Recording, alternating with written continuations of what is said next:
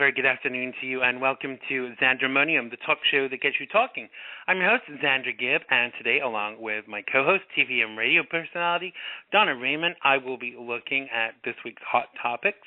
And in part deux, I will be speaking to singer-songwriter Laurie Nebo. More to come in a mere moment. Now, as per usual, you can interact with us during the show in the chat room at the bottom of the page. Keep scrolling down. Now, if it won't let you comment, that's because you have to actually sign in with either Facebook or Twitter or open a Blog Talk account. It's very easy to do. Once you do that, it will let you comment and join in with the conversation. You can also call us with questions and comments to weigh in on our topics or start your own. The number to call in on is 347-884-9061. That's 347-884-9061. You can also interact with us on Twitter. You can tweet us. My Twitter handle is @XanderGibb, XanderGibb, capital X, capital G. And Donna Raman's Twitter handle is DonnaDrama1, DonnaDrama1. And Laurie Nebo's Twitter handle is @SisterNebo, Sister Nebo even, all lowercase, SisterNebo. Tweet me if you're too shy, and I will make your point for you. Oh, yes, I will. So my week this week was mostly taken up with editing the first two episodes of my upcoming TV show, and although they are pretty good to say the least, I want them to be better, and I have even learned how to edit film in order to be self-sufficient and ensure quality in the final cut of my show. Now, learning new skills is not only interesting, but also imperative to survival. As the more things we are able to do, the more control we have over our artistic endeavors. Now, part of the problem for me is relinquishing some of the control I have over areas of my professional life, which I will have to do in order to meet deadlines and actually get the things done that I need to do. Now, I think this has a lot to do with having to do all of the things myself for the show and not being reliant on others to do my bidding. But it's really taught me some discipline, and now it's time to let go a little. So big shout out to Cara and the people at Apple for assisting me this week to deal with my iPhone issues. It seems the problem was spotty data coverage and not the phone as first prescribed by Sprint. They never seem to want to admit they're wrong, but are happy to take our money and offer substandard services, but they are unnoticed. So that's a big thumbs up to Apple USA for excellence in customer service, and a big thumbs down to Sprint. I also owe a huge thanks this week to Walmart, who responded very positively when the shipper damaged my package. They resent everything overnight, so I would not be waiting for my items longer than necessary. Now, I'm the first to highlight bad service, as I'm sure you are aware, but I also feel it's just as imperative to highlight good service. Oh, yes, indeed. Please remember our brother, Sergeant Andrew Tamarisi, who is still in jail in Mexico. Please lobby your senator and President Obama, who seems to be ignorant of the whole situation. And make sure you check out Free Our Marine on Facebook and Twitter and show your support. If you would like to come and get on your soapbox, please email us at Xander@XanderGibb.com. That's Xander@XanderGibb.com. Now, a lot of you have been asking how you can buy my book, The Boy from Beyond the Ice House. It's really simple. Go to Amazon or Barnes & Noble and type in my name, Xander Gibb, and the book will come up. Now, it's called The Boy from Beyond the Ice House, and it's only available as an ebook right now, but we're hoping for there to be a printed version either by the end of the year or just after Christmas. So keep your eye out for that, and make sure you check out my book. Now, we're offering to Xandermonium listeners, if you read the book and you submit a write a book review and you put it on either Barnes & Noble or Amazon and send us a copy, we will send you a digital copy of my album, The Platinum Prequel. My new album will be coming out in December, and we will also put you on the list to get a pre-sale copy of that too. So it's well worth your while reviewing the book. So get your asses over to Amazon. So joining me today to break down this week's hottest topics is TV and radio personality, the one, the only, the fabulous. Please give it up for my good friend, Donna Raman. Welcome to the show, Donna. How are you doing? Hi, I'm doing great. How are you? Thanks for having me. You're welcome. It's great to have you back. It's good today. I'm enjoying the sunshine, but I'm sitting in the studio with just a fan and no air conditioning because it's so loud. It interferes with the broadcast. But apart from that, it's fine. I've had it on for the 2 hours while I've been doing prep, so the room is pretty cool right now. But by the time the end of the show gets here, I'm going to be dying to put the AC on. So I hope it's all comfortable where you are. How has your week been? Good. Everything's great. My week's been really good. Yeah. How about you?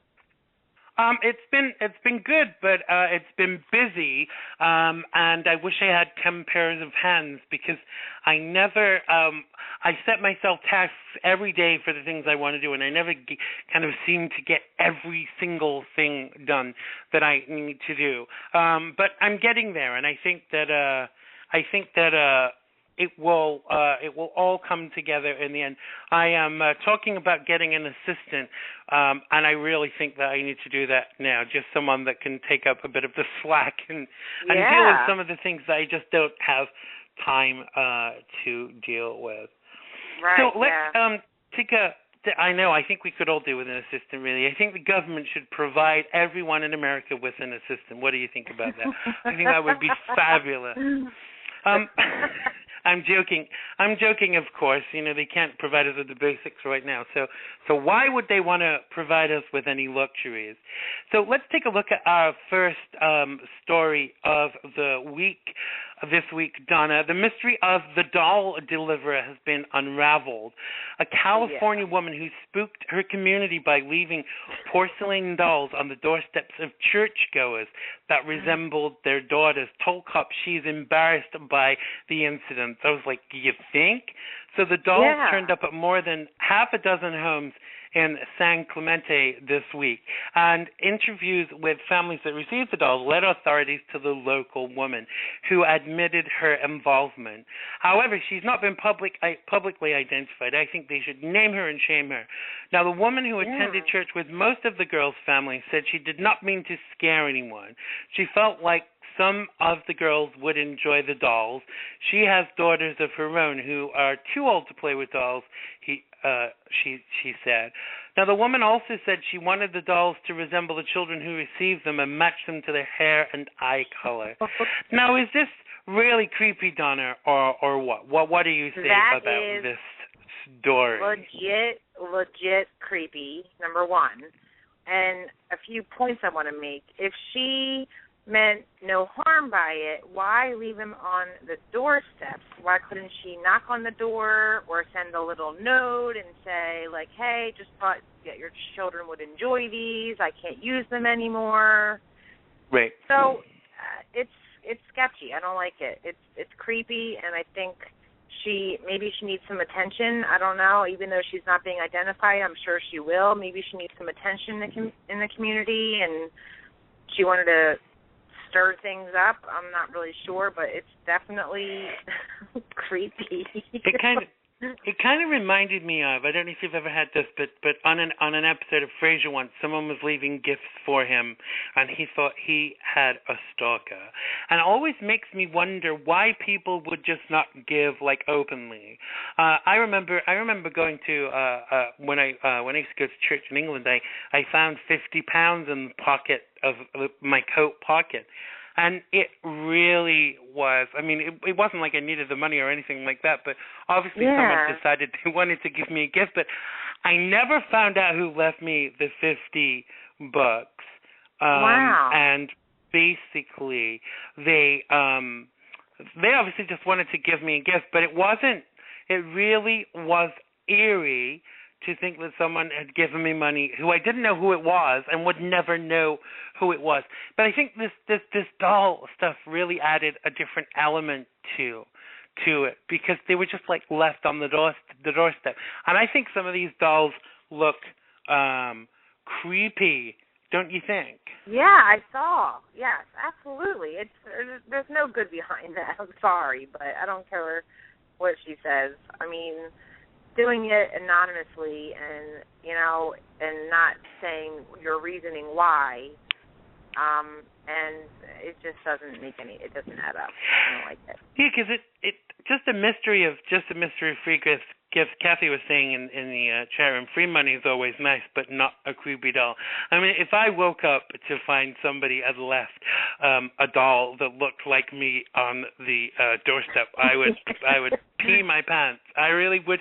I don't know. I would be very scared. I mean, it must be kind of a bit weird. Some people kind of there used to be a lot of this voodoo stuff that people would, if people wanted to scare you, they would buy one of these little corn dollies and put them on your doorstep and things like that. But I think it's I don't know, it's a worry, isn't it, that people are doing this kind of thing. Yeah, and what I don't like is that it was like completely premeditated. She had to really think, okay, well, what do the people in this house look like? What do these girls look like? All right, it's like to really match that up. Like she has to. But I would have. But like you said, I would have still knocked on the door or left a card to say, hey, this is, I thought this doll looked like you, Jessica. Lots of love from Uncle Xander, Exactly. But why would you just leave something like that? Now, my friend who was going to call in lives a couple of towns away, and apparently it's been the talk of the whole area. She was going to... I'm sure. She was going to call in. Maybe she still will. But she was saying that everybody is talking about it so much. It's kind of like it's become like local gossip, basically. They're calling her the doll lady. But apparently they've not been able to charge her with anything. They can't charge her with menacing or not. Joe's just asking in the chat room if they know who left them or what.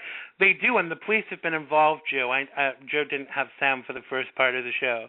And basically, they're not charging her anything. They're not charging with menacing or anything because there was no malice intended. However, She did kind of. I think sometimes it's easy to be very silly and not realize that maybe that might scare someone. I know my friend's mom wants. She dug a pretty big hole.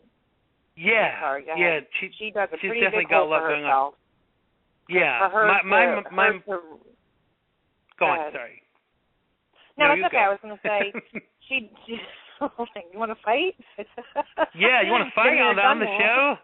Put up your dukes. She dug a pretty big hole for herself. I don't know how she's going to, when she gets to the other side of this, I don't know how around town she's going to have any, respect or high opinions of her. So she better skip town. Yeah. Well, I think the police didn't identify her, but the locals know who they were. My friend certainly seemed to know who this woman was, because it was a church that's kind of local. Apparently, all these Santa whatever towns are all kind of like they're like, it's like the Bronx, New Jersey, New York. It's like they're very close to each other.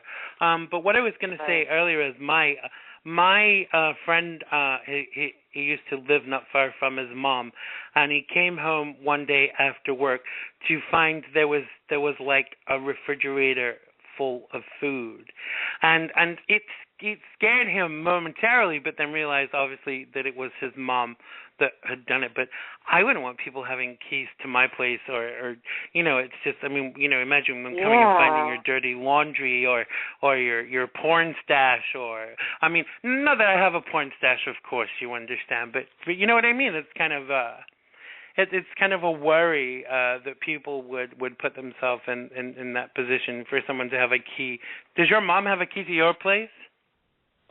Well, I don't live. Well, no, I don't even really. I'm saying I live with my boyfriend, and so no, she doesn't have a place. I mean, she doesn't have a key. No, exactly. I don't think that I would.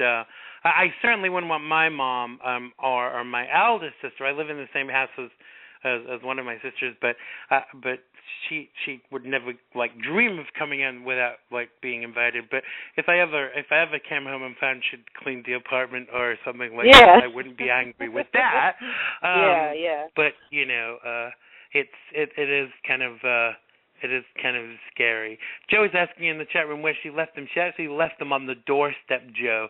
So people have either come out or come in and found these ugly-ass, creepy-looking dolls on their doorstep, which I think that intensifies the concern for me, don't you think? It's kind of... Oh, why? Why? I thought she said where. She said, why did she leave them? I don't know. Apparently she said she wanted to give them to the kids because her kids were older and didn't like the dolls anymore. But the mystery is why she didn't identify herself as the gifter.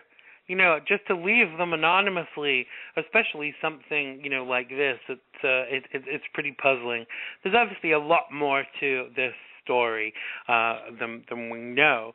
But what I wanted to ask you about, Donna, because I've been quite intrigued by this issue this week. Like most people, I'm trying to get fitter and healthier, and I'm trying to really, kind of broaden my horizons with regards to my health. But I've seen some things on your Facebook this week that you've been really enamored with a specific diet. First of all, tell us what the diet's called, or the lifestyle, or whatever it is, and then tell us a little bit about what it's about. Sure, I would love to. Just to make one thing clear, it's not a diet. It's actually like a lifestyle change. It's not anything, where you do it for 2 months and then you're done. It pretty much, and I'm actually so passionate about it, and it's helped me so much, and I'll tell you why, that I'm actually a consultant now for the company, and selling it to people, because and I had no intention of doing that, but so many people have seen me. You look great, you sound great. What are you doing? And I tell them, and they're like, oh, well, I want to sign up. So it's called, and I have a Facebook page that I just made for my journey through all this, and that is called My Highway to Health, and that is a new Facebook page, and it's about my journey through all this weight loss and this life change that I've decided to do for myself. And the program is called Isagenix. It's ISAGENIX. And I actually have a website, DonnaRaman.isagenix.com. That's DonnaRaman.ISAGENIX.com.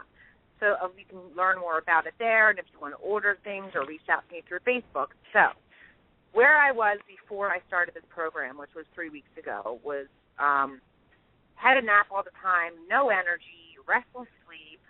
I would go all day and never eat, and then late at night I'd crave carbs or fried food or grab something really quick, because whenever I would think, just like the rest of us, basically. So I would eat fast food at night, whatever was quick, I used to wake up in the middle of the night and make myself a sandwich because I wasn't getting enough calories throughout the day, and it was carrying over into the night. I drank probably, this is embarrassing to say, but I probably drank about 8 to 12 cans of Diet Coke a day, coffee all day long, and just never really did anything about it and was okay with it. But finally I had enough, and I was introduced to this program by my friend. So what it does is it is a superfood nutritional cleansing program. Okay, so what it does is it detoxifies your body and puts it with so many nutrients in your body that they're called visceral fat cells, that it actually detoxifies those fat cells and it cleanses you while it's giving you the proper nutrients. So there's so many chemicals, so much pollution and things that we eat and pesticides, and it detoxifies your body. So Miss Raman, let's go to layman's terminology. Tell us what you started. Tell us what you did to begin with. What's the first thing you did with this diet? I guess you cut a lot of things out. I know you've mentioned soda, but what else did you have to cut out to start this? Well, that's the amazing thing about it is, there's different packages, but I got, go big or go home. So I got the President's Pack, which is the largest one. And I have a shake for breakfast, a shake for lunch, and in between that I have a snack under 200 calories. After my lunch, I have another snack under 200 calories, and then I can eat anything under 600 calories for dinner. So I have a good meal for dinner. So with 2 shakes, 2 snacks, and then a good dinner. So the whole idea behind it is it's detoxifying you and putting all these nutrients in it that I don't crave Diet Coke. I don't crave a cheeseburger. I'm not craving McDonald's because my body is so used to getting all this healthy food. I'm literally craving healthy food, and that's the amazing thing about it. I never thought, I love to eat. I love pasta. I love burgers, and I don't want any of it. I have no desire for it. So tell me, sorry to interrupt you, but I'm just wondering, and I'm sure a lot of people are too. What are the snack bars and what are the shakes? What do they actually contain? Well, there's a lot of ingredients, and I do have to say that it's all natural. Right. You see, because that's a big thing that talks to me nowadays. Because a lot of the diets I've looked at, I've been organic for 2.5 years. But a lot of the diet stuff I look at has all like additives and stuff like that. So tell us a bit more about the bars and the shake. Okay, great. So, and that's another thing. If people don't like, the shake, then they have a bar instead. Okay. Right. So the ingredients in the shake by itself is it's got whey protein in it, which is a really good type of protein. It has olive oil powder, flaxseed powder. It has cinnamon in it, which is a natural enhancer for energy. It has, there's so many good ingredients. Vitamin A, vitamin D, folate, magnesium, calcium, riboflavin, iron, beta-carotene. It has, and actually you can view all the ingredients on there. It has, what is that? I'm not sure. I can't even pronounce some of these things. Vitamin B12. It's filled with vitamins and enzymes. Apple juice powder. It's all like from fruits and vegetables and natural herbs that it has. I think what I was getting at more was about whether the ingredients were. You don't need to worry about listing all the natural ingredients. So tell me about how much weight you've lost and how long you've been on it, if you're cool with sharing that. Oh, absolutely. I have lost 10 pounds in 3 weeks, which is amazing. And that's the thing. Like I did the 30-day program, and once you get to the weight where you're happy with, then you just maintain it. You don't have to, for the rest of your life, have 2 shakes a day and 1 meal on under 600 calories for dinner. Okay? So after I reach my goal weight, it might be 30 days, it might be another 30 days, I'm not sure, but then you maintain. So I might just have a shake for lunch. But in the package that I bought comes all these natural supplements that help you. There's a natural accelerator that helps you. It helps and also the shakes, which is really important for me, is it has live digestive enzymes in it. So once you blend it with water and ice in a blender, it activates those digestive enzymes. So it helps with your digestion as well. So tell us a little bit about, go on. No, sure, go ahead, ask away. I was just going to say, tell us a little bit about cost, because for a lot of people that's a factor too. Now, Absolutely. I find that every week I spend more money now because I buy organic, but I've felt better from eating 90 to 95% organic, because I don't think it can be 100% organic. You know, when you go to restaurants and stuff, they don't always have like a natural No, and I don't option. eat organic. I don't eat organic myself, you know, but only things I stay away from, and they say until you reach your goal weight, is to stay away from carbs, you know, except for like whole grains and whole wheat and things like that. They say to stay away from fruit because that has a lot of sugar in it, and to stay away from dairy. And I've been doing pretty good, but like I had ice cream the other night because I felt like having ice cream, and I'm not going to deprive myself, and that's okay, you know. So as far as the price, there's different categories. Now I went, like I said, go big or go home. So I got enough product for about 6 weeks, and that was $560 for the entire package. However, 4 jugs of, let's last me 6 weeks, 4 jugs of shakes. You get these Ice of Delight Plus chocolates, which are really great for a sweet tooth, and they boost your mood. I got a 12-pack of the Isoline bars, which I can eat instead of a shake if I'm on the run. You also get a blender with it. You get a pack that's already organized for you, an AM and a PM pack of supplements. Want More Energy, which is that you add to your water if you need a little bit of boosted energy throughout the day. You add it to a bottle of water, shake it up, and that gives you more energy. Ionic Supreme, which is what you do in the first thing in the morning for energy. So it has, and I can go on and on and on. So that's what I got. Okay. So the one below that, and the beauty of this is, and you don't have to do this. You don't ever have to, buy this package and sell it to anybody. However, if you're interested in sharing it with your friends, if they sign up under your name, then you get money back. So it's called Eat for Free. So you could basically cover your own costs. Exactly. So I already got my $560 back because I signed 4 people up. Okay, but tell me about the because most people, a lot of people wouldn't have the time to do that and would just rather pay. But I'm intrigued. What kind of blender did they go in? No, I didn't have the time either. So they said, "What are you doing?" I put them to my website, told them about it. Boom, they signed up. I didn't have to do any work. People were coming to me out of the blue saying on Facebook, "What are you on? Like this sounds amazing." And people I see out, like my friends, "You look great. What is this?" And I'm like, "Oh, okay. Well, here, check this out. Here's my website. If you feel like ordering, go ahead." And then they do, and then I get money. And then same for them. So, but you have to buy your own food to add on to this too. It's not like one of these plans where they give you everything.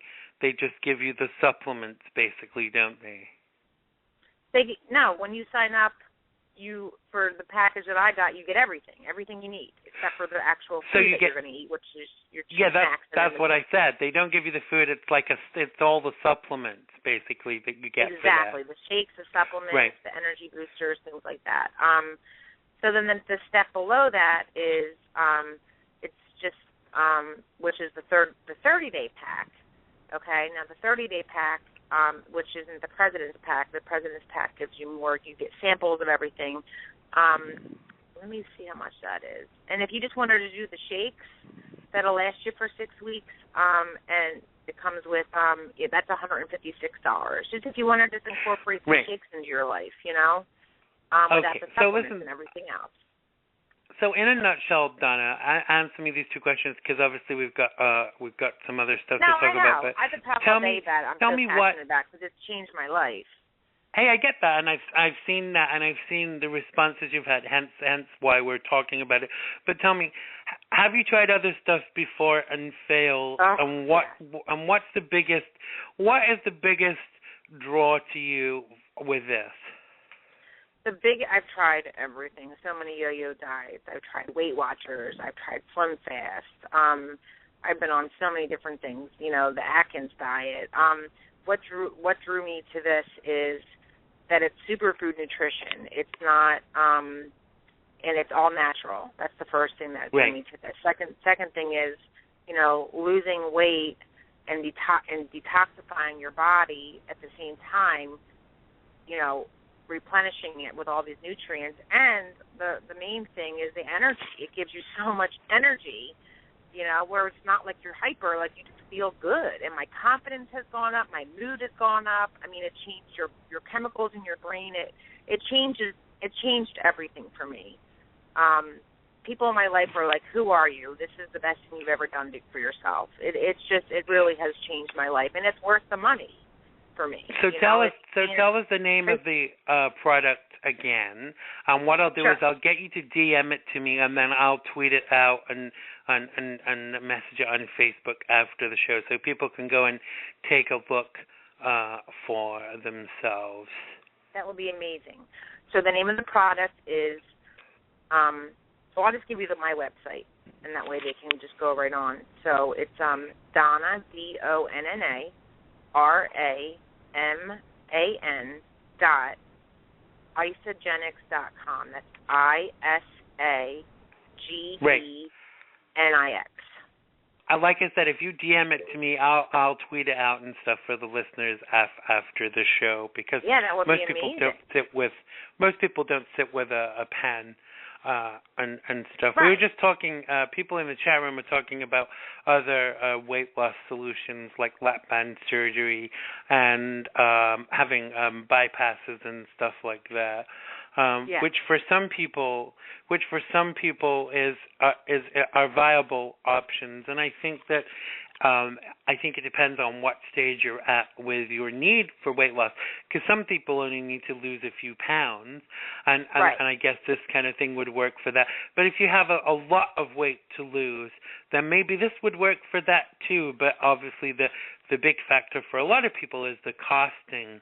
Well, I do have to say it's not just for weight loss. They also have energy and performance packs that are for people that work out religiously and want to build more muscle and get lean, and they have one for ageless healthy aging for people that are older to help them. It's not necessarily just to lose weight. There's so many different packages. They check Absolutely. out my website, then they can look, and they can email me or call my Highway to Health Facebook page, and I'm open to talking about it to anybody. Absolutely, and we'll tweet that out after the show. So let's go on to our next point, our next topic of subject. The Biebs has been in the news again. Justin Bieber has been allegedly the coolest, toughest, and most badass celebrity alive. I thought that was me, but there you go. So he's so hardcore that he doesn't even have to break 20 miles per hour in his rented Lamborghini to get pulled over for speeding. He does, however, occasionally demand to be pushed around a children's theme park in a wheelchair for absolutely no reason. Bieber was spotted around Disneyland taking pictures with fans while seated in a borrowed wheelchair, which he was pushed around in by handlers. Now, everybody knows that Disneyland allows its disabled guests to cut the lines at any rides that can accommodate them. So, congratulations to Justin Bieber for finally getting an advantage in life. So he just obviously figured out how to cut in front of those guests as well. Imagine a frowning Courtney Cox and a green-eyed Kim Wayans just watching Justin Bieber roll up to the front. So Bieber's people are claiming he had a bad knee after twisting on the basketball court. So, maybe we should stop hating on Bieber for just engaging in embarrassingly uncool behavior. Ha ha. So, the first thing that really struck me about this is, now, I've got no beef with disabled people. I have really bad arthritis myself, and it affects my mobility sometimes. So I'm not saying disabled people shouldn't go to theme parks, but when you think, if you've been injured, like it hurt your knee, the last place you would actually be wanting to go is on rides that twist your body and pull you about. My mouth, Xander. Exactly. Yeah. So tell us your immediate reaction to this, Donna. My immediate reaction is, what the heck is he doing at Disney World with a bum knee? Okay, that's number one. Right. he already gets enough attention. Like, he didn't think that was going to be more attention-seeking. And, whether he has the bum leg or knee or what, I mean, I don't think that it was necessary to go, to go in a wheelchair, and he shouldn't be going on rides anyway. I don't like it. I don't like the way it sounds. Because it's a totally different thing to being a disabled person and going to a theme park and wanting to partake in things than to be having an injury and going on rides, but cutting the line and doing it because you're a celebrity. I mean, it's to me it's a big concern that Disney World would even allow him to do this, because this is the other thing that we forget. Now, I don't know what it's like at Disneyland, but some places you go, if you have a disability and you partake in things that able-bodied people would normally do. And I'm trying to be as politically correct as possible with this, because I don't want to offend anyone that's disabled. But they get people to sign. I've been asked to do it myself, to sign a disclaimer to say that if anything happens, because this is the thing. What if Justin Bieber goes on one of those rides, puts his knee out, even worse, or God forbid breaks a limb because his knee is faulty or falls off something? He's going to want to sue the ASS of Disney World. So for me, it is always that I would never want to stop any person with a disability from having fun, because that's that would just be a little unscrupulous. Yeah. But if I owned a fairground or something like that, and somebody wanted to go on, and they said they'd hurt their leg, I wouldn't want them to go on it, because I would be afraid that they would hurt even more and that they would sue me for doing that, Yeah. Now, I don't, I'm reading online actually right now. It just says, I don't do lines. That's the headline that it says. I get to cut only coke, lines. Allegedly. Yeah. I don't know. It just doesn't make any sense to me. And this is the problem. We talked about this on the show last week. That a lot of celebrities kind of think that they can do what the helicopter they please, and that we should just not say anything. I've actually been in situations where I've seen celebrities try to get better treatment and actually have said something about it. Because to me, if I'm paying for a service, I want that service just the same as anybody else. Yeah. Why should you get that service for free or pay for it and get a better service than Xander Gibb just because you're an A-list, whereas I am on the Z-list? Do you know what I'm saying? In America, we've allowed this to be. We don't have a royal family. In the UK, they have a royal family, and they get away with murder, literally, allegedly, I have to say. But we do that in this country. We let celebrities do what the hell they like. And I think that, the funny thing is, Justin Bieber is not even American. He's not even an American citizen. Kick his ass back over the border to Canada, gammy leg and all. I mean, Joe just said in the chat room, she doesn't like Justin. A lot of people don't like Justin, and for me, his behavior detracts from his talent. If you're talented, then let's concentrate on the talent. There are lots of people out there that are very talented. Let's concentrate on your talent, because if your talent is that good, that's what should see you through. Not all the antics that you get up to, not all the crap that you do over and above that, surely. Yeah, no, and you know what? Like, he didn't know he was going to get all this attention for it. Like, what was his motive behind all of this? That's what I would love to know. Like, was he, once again, like that lady in that town with the dolls, just bored and needed attention and needed to shake things up? I just don't understand what people's motives are behind this. Like, did he really have to go when his knee was like that? I don't like it. I think he took advantage, and it's slimy. I totally think he took advantage, and to be honest, the name dropping part of things, I've heard several celebrities say before, "Do you know who I am?" And I often think, Why have you forgotten? Because for me, it makes absolutely no difference to me who you are. You should still be subject to the same rules and regulations and laws as everybody else. And I certainly think they're cracking down a lot, but they have a long way to go. There are still celebrities that are getting away with things that they shouldn't. And it's not acceptable, and we should speak out about these things, because otherwise, they get away with it. It's kind of like it's like the mafia in the 50s that they got away with. They got away with things just because of who they were. It's 2014, and damn it, there's no way that the people like Justin Bieber should be cutting the lines just because he's a celebrity. Oh, so what? I got a boo-boo on my knee. I mean. It pisses me off, frankly. He should be letting people go ahead of him, of course. And saying, it's just, I don't like it. Of course. I mean, it was indicative that apparently there were other celebrities that were there who were not happy, that this had occurred. Georgia said, but if Elvis stands in line and had to sign autographs, take pictures and whatever for an hour, instead of just standing in line, he's not being treated the same way either. I do see that point, Joe, but kind of, he doesn't complain about getting the millions every year that he gets for that. There is a fine line for me with all this celebrity stuff. And Joe made another very good point about Elvis renting out the whole theme park or the theater just so that he could have privacy.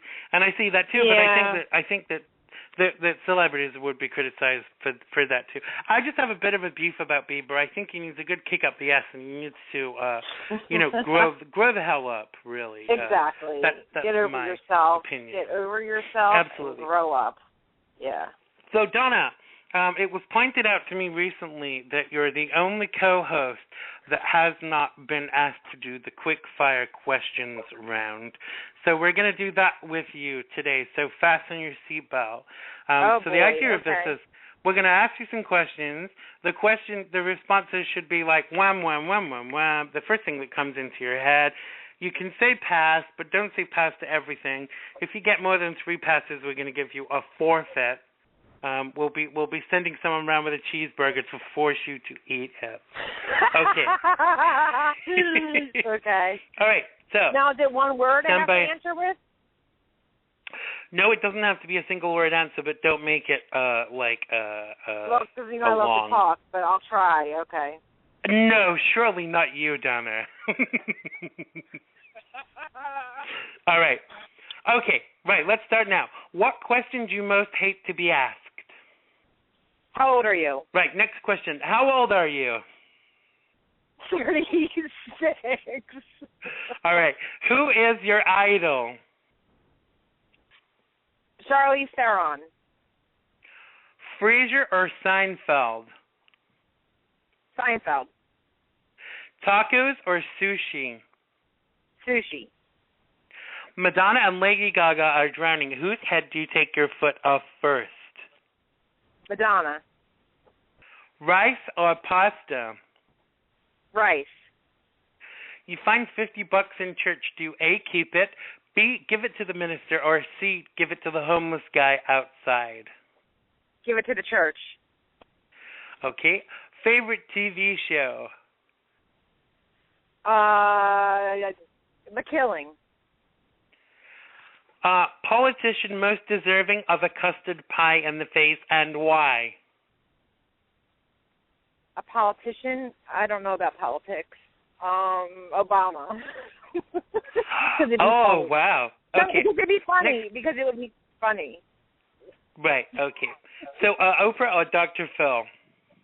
Oprah. Least favorite movie? Oh, geez. Deliverance. Okay. Favorite TV Muppet? Miss Piggy. And final question, Law and Order, Criminal Intent or Special Victims? Special Victims. Absolutely, I agree. 250%. So our team of psychologists are backstage determining exactly what your answers mean, and we will be sending them to your HMO right after the show is finished. So thanks for taking part in the quick questions round, Donna. Yeah, a few people said, wait a minute, has Donna done the quick questions? Because it's part of the rite of passage here on Xandermonium. My screen has just moved, so I can't see what is going on. Okay, so we're going to look at our last topic of the day, if I can get my Q prompter to work. So maybe you're not aware of it, but Jenny McCarthy and Melissa McCarthy are cousins. There's not a lot of family resemblance, but they were apparently close at one point. And it wasn't until Melissa's career skyrocketed that the two grew apart. Who said the word jealousy out there?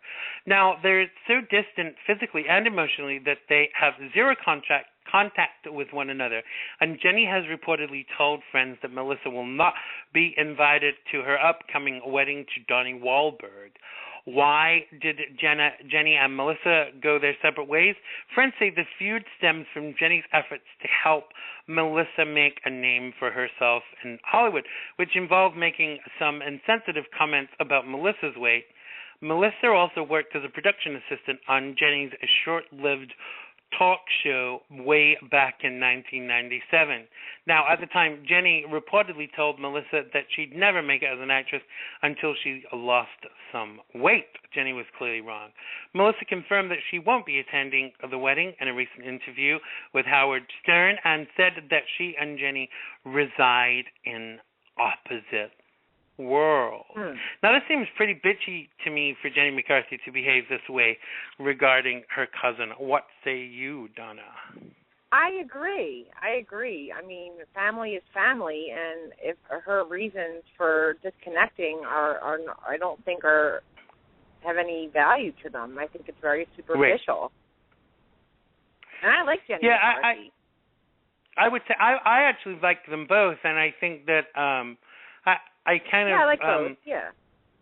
I've just never been able to get over this ideology of jealousy. Now, I have lots of friends that are singers and actors, you know, like me. Some are successful, some are less successful.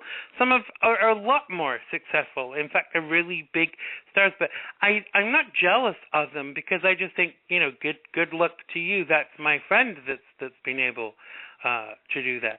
But if it's a family member, to feel that bad towards them or to treat them in a bitchy way, I just think that why is Jenny McCarthy not pleased for Melissa McCarthy to have done well? Because it is harder for bigger people to succeed in the entertainment industry. And I've not really seen any of Melissa McCarthy's movies. Actually, I saw Bridesmaids. I think she was in that.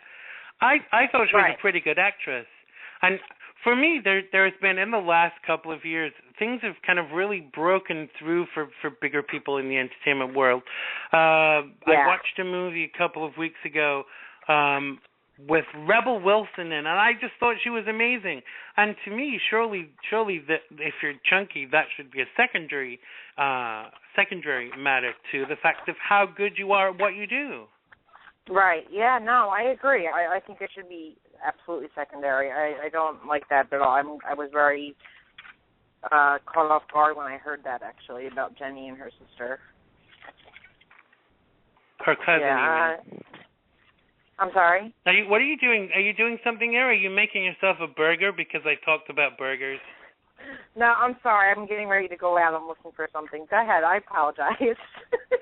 I don't know. You can't come on this show and treat as a secondary. I will not have that. No, I was just looking for my nail polish. I'm sorry. Yeah, a girl's gotta have the right nail polish. So what do you think is going to be the way forward with this situation? Do you think they're actually going to get any better, or do you think it's going to change, or do you think that Jenny will end up? I think it's going to get worse. I do. I think that she already planted the seed. Right. You know, a while ago, and I don't think, how do you get over that? I don't know. I wouldn't be able to get over it. Well, they say that success is the best form of revenge, and clearly Melissa has kind of got on with it and done it anyway. Because the beauty is that the roles that she's been given, that they've incorporated her size, and I mean that in the nicest possible way. Right. You know, they've written roles that for a big woman, and to me, that shouldn't that be how it should be? You know, Joe was saying in the chat room. Joe saying in the chat room, the best thing about Jenny McCarthy is Donnie Wahlberg, which is quite an interesting concept. It is a great concept, though. I kind of think that whichever way you look at it, there has to be an element of jealousy in this for Jenny McCarthy. But if I got to be a really big star rather than a minor whatever, I would not bat an eyelid that my cousin had gone further or got better roles. I would be happy for them because, you know, in this country there is such a thing as a celebrity connection. You know, I know some of Macaulay Culkin's family, and I know that if they ever go for anything, just because they're related to Macaulay Culkin, it would put them further up the ladder for getting it than anything else. So there is a knock-on effect for Jenny McCarthy. Who's to say that Melissa McCarthy's success did not help Jenny McCarthy get on The View? That's a really good point. Yeah, no, you're right. I don't like the sound of any of it. I just think jealousy is a really evil thing to have, and I don't know. I just think there's more behind it actually too. What do you think there's a deeper like family connection that we don't actually know about? Right. Yeah. I mean, if it's based on that, then that's just, I don't know. That wouldn't surprise me, but you have to kind of like respect Melissa for not going into it further, because obviously Jenny has talked about it somewhat, and I think that it's considered. I mean, I've learned a lot over the past couple of years about working in this business, and the way that you actually respond to people makes a difference, because people see that. You know, my grandmother used to say this phrase: "There are two sides to every conflict. There's your version, the other person's version, and the truth." And it's so true, because Jenny will have one idea of what's going on, Melissa will have another, but then somewhere in between is what actually really happened. You know, and you know, Kathy just made a point in the chat room that not all cousins are close.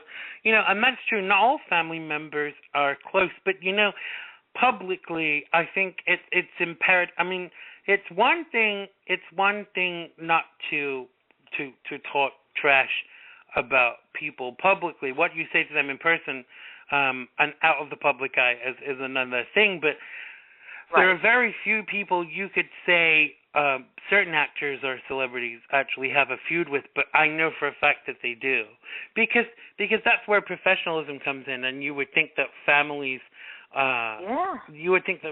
would do that more than anything else. You know, if I had a relative that was famous, I wouldn't be talking trash about them in public, because it is so undignified. It really is, and I think it. And it makes you look bad. It does absolutely. Your level of response to any given situation. Personally. Yeah, we don't know these celebrities personally, so we're basing our opinions off of what we see and what we hear. So keep your mouth shut. Yeah, I do definitely think there's a big part of this with Jenny McCarthy that thinks she should have got these big roles in movies because she's the much prettier cousin. I mean, beauty is in the eye of the beholder. I mean, obviously, I'm the last person on the planet to comment on who's the more beautiful woman, but I think that the beauty is a very conceptualized issue, because what some people consider as beautiful, other people won't, and there's a big line between ability and beauty, and I think that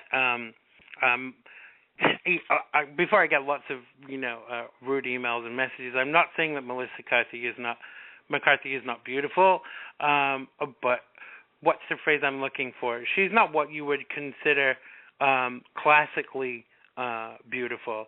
But Joe just made an interesting point that Melissa is funnier, and I think that this is one thing I've learned about myself is that my comedic stuff and my funny stuff has come out of me having to kind of defend myself, and I think a lot of bigger people have that sense of comedic timing.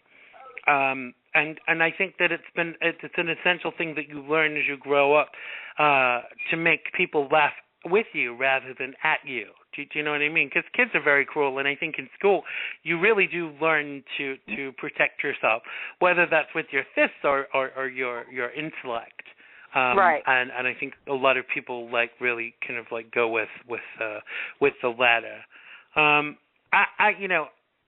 Kathy just said in the chat room that she thinks Melissa is beautiful. I wasn't saying that I didn't think she was beautiful, and I just meant that I thought that Jenny probably thinks that she is more attractive. But beauty and slenderness are not the same thing. They're definitely not. There's no essence to this concept that you can only be beautiful if you're thin, because let's face it, when you're going to eat an apple, you go for the biggest, plumpest, scrumptious apple off the tree, don't you? Unless you're on that diet that you're on right now, of course. That would be a different matter, because you're not allowed fruit. But you clearly get my point. And I'll tell you something real quick. I had this guy in high school that, wasn't really good looking, wasn't attractive looking. However, I got to know him, and he was hilarious and so generous that he grew on me, and I was like, he is so attractive now, and my total perception of his looks changed because his personality came out. So it's not just about what's on the outside. Absolutely. I think that we're all. There's an element of this with all of us that we go for looks before personality, and I found this more often than not that a lot of the really good-looking ones are just not nice. Yeah, I agree. Because they can afford not to be. But I think as we get older, we become less fickle, and we actually want to know people. That before more about them than just about how they look. Kathy's asking about if we've seen the show Married at First Sight. I haven't personally. Have you, Donna? I'm sorry, say that again? Have you seen the show Married at First Sight?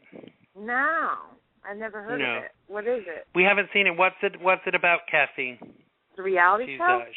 She's in chat. I don't know. I've not heard of it myself. Well, it sounds like I actually wish.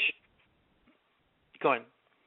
It sounds like they probably just get married and then they take it from there. Yeah. Sounds dangerous. I certainly do believe in love at first sight, but a lot of people would call that infatuation.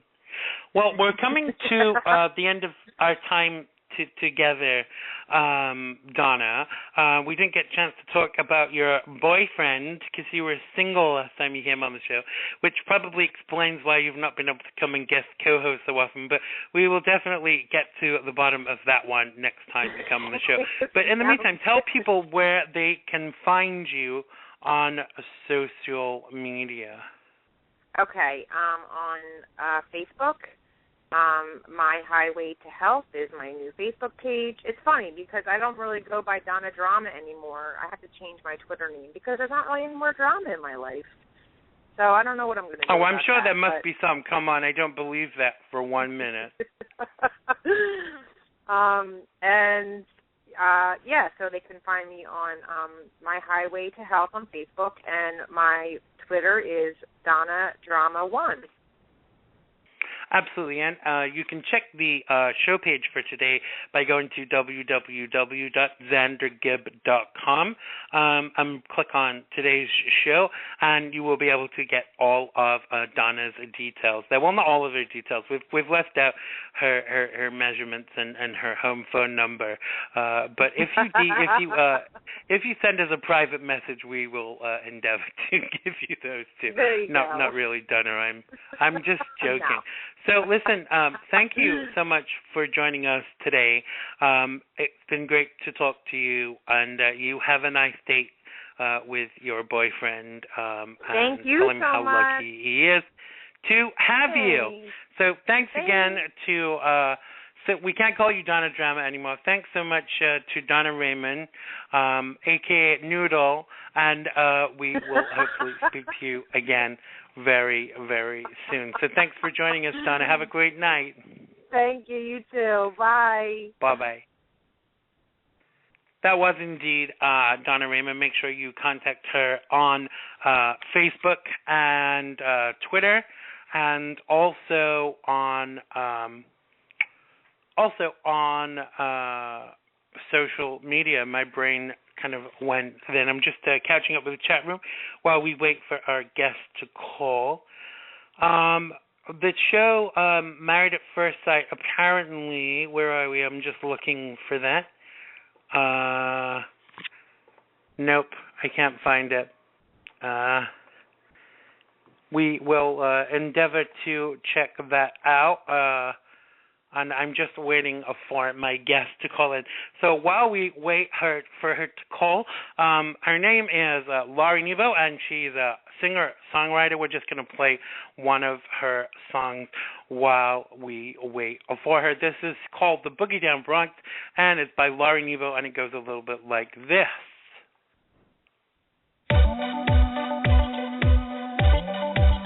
Let's go.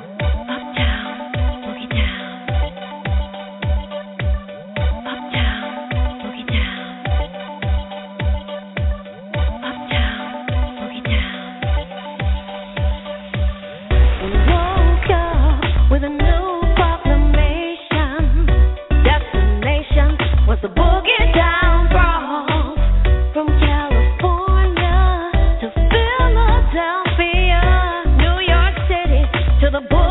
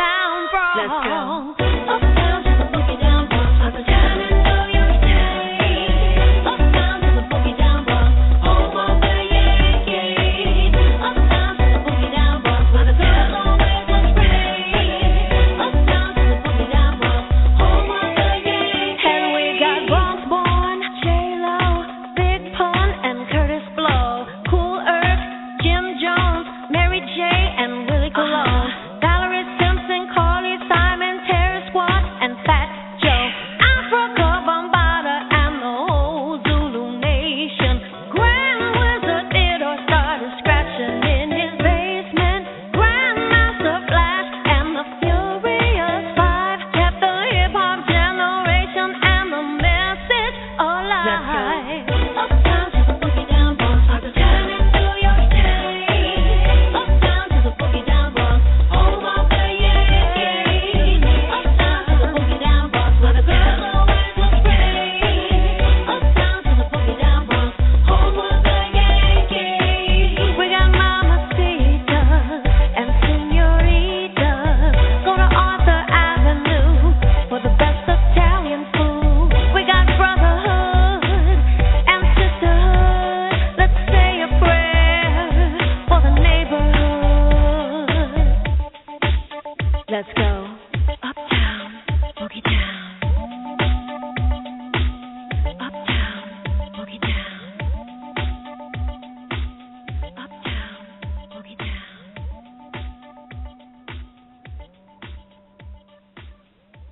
Oh, yes, indeed. That was a Boogie Down Bronx by the fabulous Laurie Nebo, who I'm joined by now on the phone. Welcome to the show, Laurie. How you doing?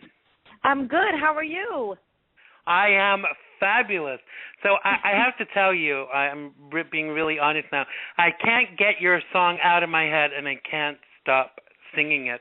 Tell us a bit more about that song, the Boogie Down Bronx, because you wrote that, didn't you? Yes, I did. I actually wrote it on the train, on the 6th train. But also, Right. I wanted it to be a song that acknowledges the Bronx as a a place where there are real people and just regular. It's just an ordinary city, just like every other city. Right. Absolutely, yeah, because I think the Bronx has got a bit of a bad rep, but it's actually it's acknowledged as being the birthplace of, I was going to say R&B, but not R&B. Is it rap? I would say hip hop more so. Hip hop. That's what yeah. I'm trying to say. Right. Yeah, I mean, of course, so Brooklyn the Bronx, is also, but right. the Bronx is they started a lot of stuff too. Right. So let's talk about where it all started for you. How long have you been singing, and where did it all start? It actually started when I was a student at UCSB. I started writing poems. I thought they were poems. And then I put them in a poem contest, and the instructor, the judges told me that they were not poems, they were songs. So from right. there, I started putting melodies to my songs, but also I started working singing telegrams, and I was always driving in my car, and my radio would always go out. So anyway, on the way to delivering a singing telegram, I would write a song for the person that I was delivering the balloons to, and I would dress up in my gorilla costume, or sometimes I had on a tuxedo. I would wear different costumes to deliver the balloons. The gorilla one was the biggest one, the most popular one.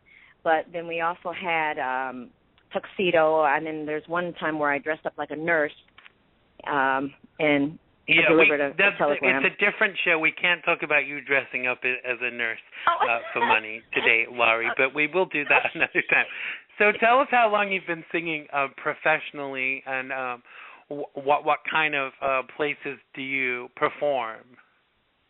Okay, I've been singing professionally, and I've been writing songs and working in the studio, of course, but I'm also I have a karaoke business, and I perform in New York City. 3 different places I perform at. One is it's in Times Square, and it's inside the Port Authority building on the 2nd floor, and it's every Thursday. And our slogan there is "Miss your bus and party with us." It's in the bus terminal, where you catch the Greyhound and Peter Pan and all those other different bus services. But we also have train, and everything there. So what we do is we just I perform in the pub there. It's a little Irish pub every Thursday from 8 p.m.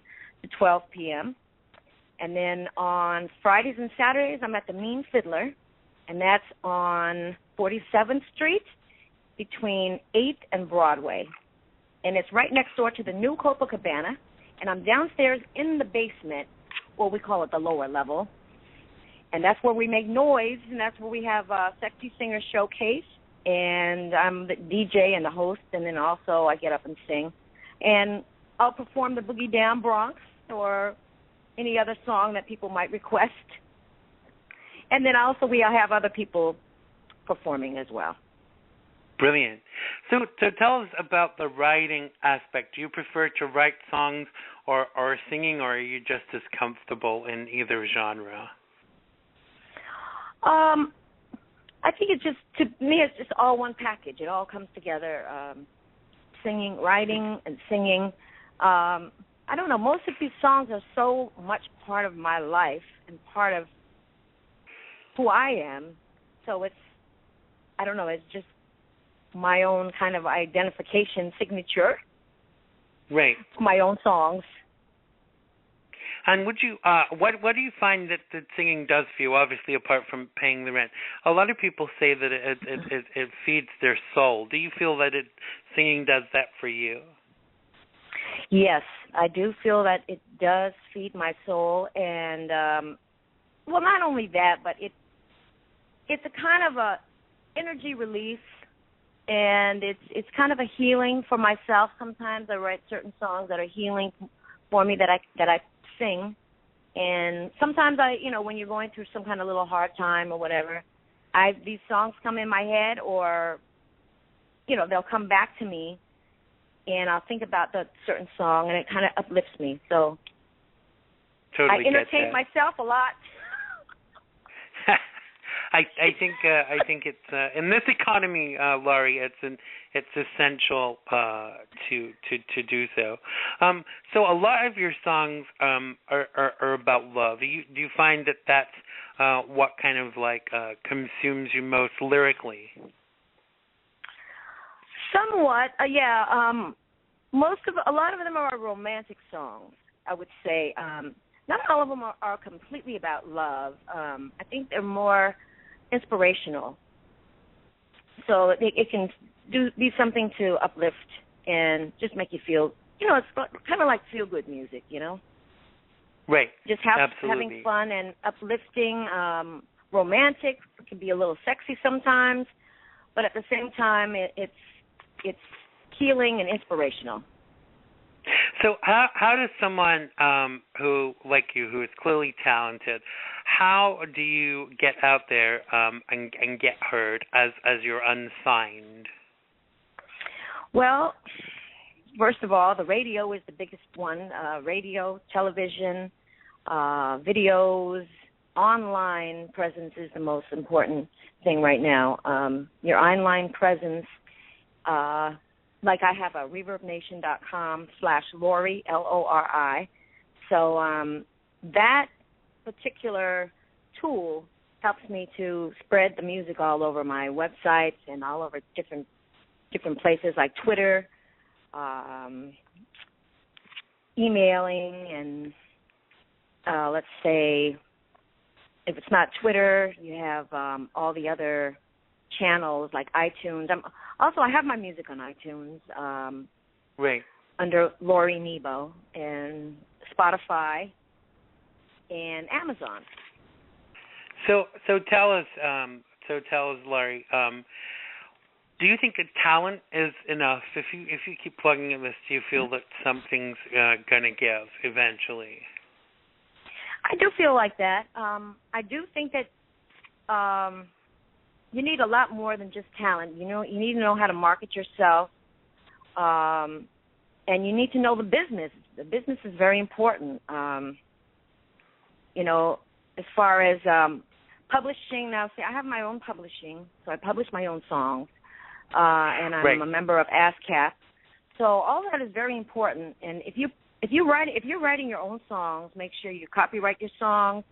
Make sure you publish your own songs, because when the money does come in, if it does come through for you, you're going to make your money more in the publishing and the writing aspect, more so than you are in just singing a song or singing somebody else's song.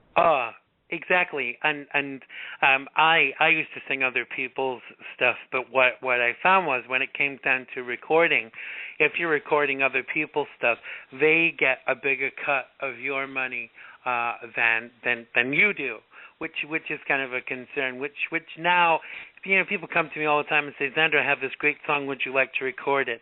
And no matter how fabulous it is, I actually don't want to record it because you only end up with performance rights there. So actually what you're doing is working for someone else. But like you, I self-publish and I self-manage because I think that, giving 20 or 30% of your money to someone that just sits on the phone, I can sit on the phone and set up stuff for myself. Because you self-manage too, don't you? Yes. That's another situation. I had a gentleman that wanted part of my publishing, and he put a few of my songs on a compilation CD, and later on I found out that my song was selling on iTunes. The Character of a Good Man. It was selling more. Which we're going to hear very soon. Yes, and it was the only one selling on his compilation CD. And then I asked him, am I going to get paid for what you're selling? Are you going to give me a portion of the sales or whatever? And then he tried to say, there's nothing, it wasn't selling or whatever, and I could see that it was selling. So anyway, I took him off the publishing. So you got to be really careful about putting your stuff on compilation CDs and stuff like that. I learned a lesson. Yeah. Sometimes these lessons are very expensive lessons, but are actually so worth it because they actually teach you a lot about business. I've actually gone to studios before, not so much here, but in the UK, and they've said, if you record here, we actually we own the publishing rights to the song. I'm like, you don't own anything. It's my intellectual property, copyrighted by me, and it will be owned by me till the day I die. And then when I die, it will be passed on to whoever I choose to pass it on to. But there are some very unscrupulous people out there in the music industry. So you're absolutely right. You do have to be very careful. So we're going to listen to your next song now, which is The Character of a Good Man. Do you want to set that up for us? Tell people what it's about, et cetera, et cetera. Okay. I actually wrote this song. This was quite a few years ago when I lived in California, and I wrote this song. I had a boyfriend that I thought was not being very honest with me, and I ended up writing this song. It was kind of like about him, but it wasn't directed completely to him. So he is no longer my boyfriend anymore, but the song was great, and some things is part of your journey, and you take all these little pieces with you, and you write a nice song and keep it moving. Absolutely. So without further ado, we're going to play for you The Character of a Good Man by the one, the only Miss Laurie Nebo.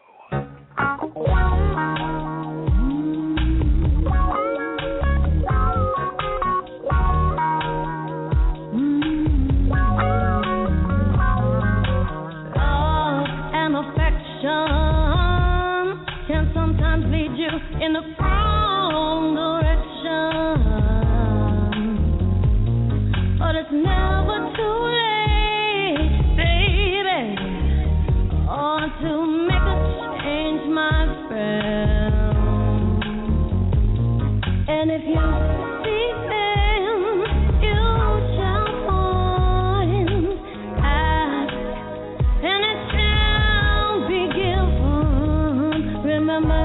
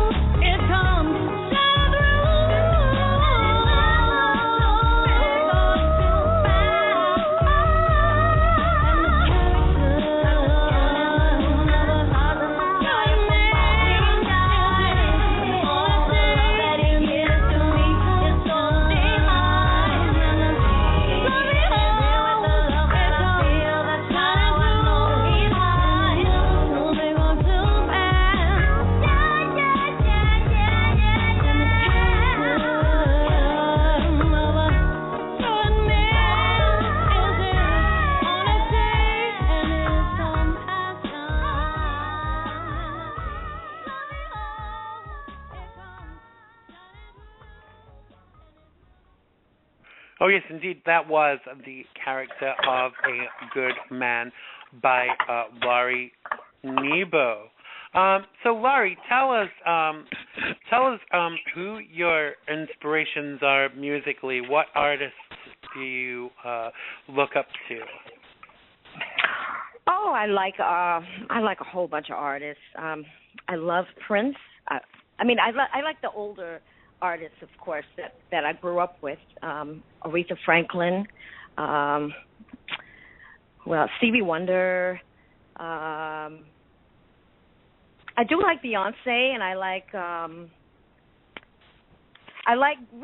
really good singers like Mariah Carey. I love Whitney Houston.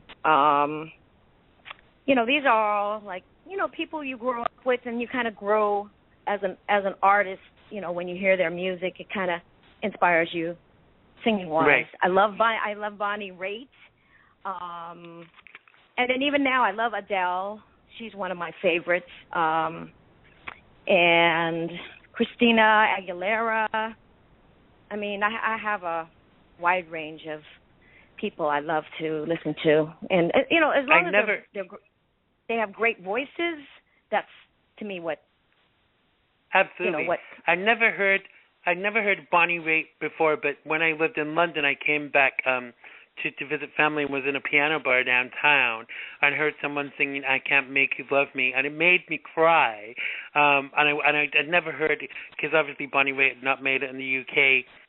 By then, she was just kind of really well known in America, and people were like, "You never heard that, Xander? It's Bonnie Raitt, blah blah blah." And so I had to go check her out. But I really do love Bonnie Raitt. She is a top singer. Yep, and a great performer too. Absolutely. So are you working on a new album at the moment? Yes, I am. I'm working on a new album. Hopefully, it should be coming out. Hopefully before the fall, and I've got a whole bunch of new songs on it. I have a new one right now. I have a whole bunch of new ones right now that I'm waiting to be mixed. It's so exciting when you finish all your vocals and you have the finished product, but then you're waiting for the other people just to finish the mixing part. I know, right? Stuff. It's kind of hard being reliant on so many people, and time is the biggest factor with all of these things, because it's all right making the shows or about writing the songs and doing them in the studio, but it's the time attached to each segment of the process, because the person who buys the album, they just kind of hear the finished product. But there are so many stages with regards to writing a song, and before you even get to marketing it and getting people to buy the record. Do you do all of your own marketing, or do you employ a company to do that for you? No, I pretty much do my own marketing right now. I just put stuff out put it out on iTunes and see what happens. So far, I have been having a lot of luck, but the main marketing that I'm doing right now is internet radio. I also do Sirius radio. I have a gentleman that I work with. I was doing interviews with him down on Wall Street. He had a radio down. It's WPAT, another radio station. And didn't you recently record for a new TV show? You're going to be on a local show in New York City next month. Yes. Is that right? Yes, and I do believe it is with Xander. Yes, it's that damn Xander Gibb again.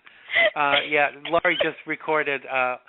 Actually, you were on the pilot episode, aren't you? The very first show that will hopefully be airing next month. They've all just been edited up, and we got to drop them in next week because you don't get air dates anymore until you have handed in the product. Because so many times they say to people, "Yes, we're going to have it.